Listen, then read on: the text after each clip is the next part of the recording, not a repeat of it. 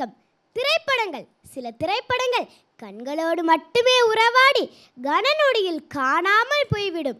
சில திரைப்படங்கள் மட்டுமே மனதிற்குள் வெறூன்று நின்று விலக முடியாமல் அடம் பிடிக்கும். அப்படி என் மனதையும் தேசிய விருதையும் என்ற திரைப்படம்தான் தங்க மீன்கள். நிரந்தர வேலையும் வருமானமும் இல்லாத ஒரு தந்தை தன் மகளை தங்க மீனாக வளர்க்க ஆசைப்படுகிறார். அதற்காக அவர் எதிர்கொள்ளும் சமூக நெருக்கடிகளை உணர்வு பூர்வமாக விளக்கும் படமே தங்க மீன்கள்.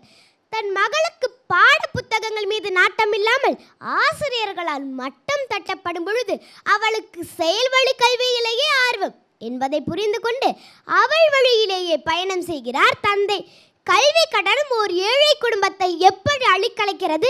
பள்ளிக்கூடங்கள் குழந்தைகளை குறைகூறி பெற்றோருக்கு தரும் மன அழுத்தம், அதனால் குடும்பத்தில் ஏற்படும் விளைவுகள், நடுத்தர வர்க்கத்தின் வழியையும் இன்றைய சமூகத்தின் யதார்த்தத்தையும் மனதை நெருடும் வண்ணம் சித்தரித்துள்ளனர். ஆனந்த யாழை மீட்டுகிறாய் என்ற பாடல் மகள்களை பெற்ற அனைத்து அப்பாக்களின் அலைபேசி மணியோசையாக ஒரு தடவையாவது ஒலித்திருக்கும். கல்வி கட்டணம் கட்ட முடியாமல் நண்பனிடம் கடன் கேட்டு அவமானப்படும் பொழுதும் தனது தந்தை உன் மகளுக்கும் சேர்த்து நான் தான் உழைக்க வேண்டுமா என்று சொல்லி காட்டும் பொழுதும் தனது ஆற்றாமையை தாங்க முடியாமல் வீட்டை விட்டு வெளியேறும் காட்சிகள் உணர்ச்சி கொந்தளிப்பு. தன் மகளின் சின்ன சின்ன ஆசைகளை கூட நிறைவேற்ற துடிக்கும் அப்பா பாசத்தின் உச்சகட்டம். வெளியூர் சென்ற தந்தைக்கு காய்ச்சல் என்று தெரிந்தவுடன் கசாயம் வைக்க இங்கிருந்து காய்கறி எடுத்துக்கொண்டு தனியே வீட்டை விட்டு வெளியேறும் பொழுது மகள் ஆனந்த யாழை மீட்டுகிறாள்.